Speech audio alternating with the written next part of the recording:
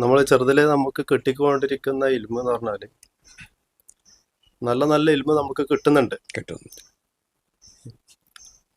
അള്ളാഹുവിന്റെ അപാരമായ കഴിവുകളും റസൂലിനെ ഗുണങ്ങളും റസൂലിനെ കുറിച്ചും ദൈവം എങ്ങനെയാണ് ഉള്ളത്, ദൈവത്തിന്റെ ജീവനും കാഴ്ചയും കേൾവിയും ഇതെല്ലാം എങ്ങനെയാണ് അറിയേണ്ടത്, ഇതെല്ലാം കൃത്യമായിട്ട് പറഞ്ഞ് എങ്ങനെയാ അറിയേണ്ടത്, അള്ളാഹുവിനെ എങ്ങനെയാ ആരാധിക്കേണ്ടത്, ഇതെല്ലാം വളരെ നല്ല രീതിയിൽ നമുക്ക് കിട്ടിക്കൊണ്ടിരുന്നതാ. ആ ഒരു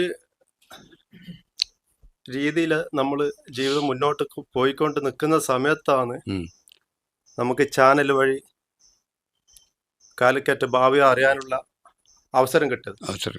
ആ ഒരു അറിവ് കേട്ടതിന് ശേഷം നമ്മളിൽ എന്തോ ഒരു കുറവുള്ളതായിട്ട് നമുക്ക് മനസ്സിലാകുന്നുണ്ട്.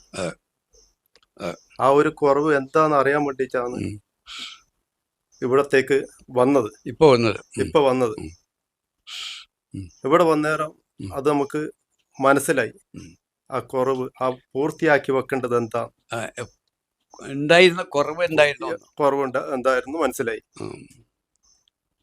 കണ്ടോ ആ കുറവ് കണ്ട് നമ്മളെ കാര്യങ്ങൾക്ക് പൂർണ്ണത കിട്ടി.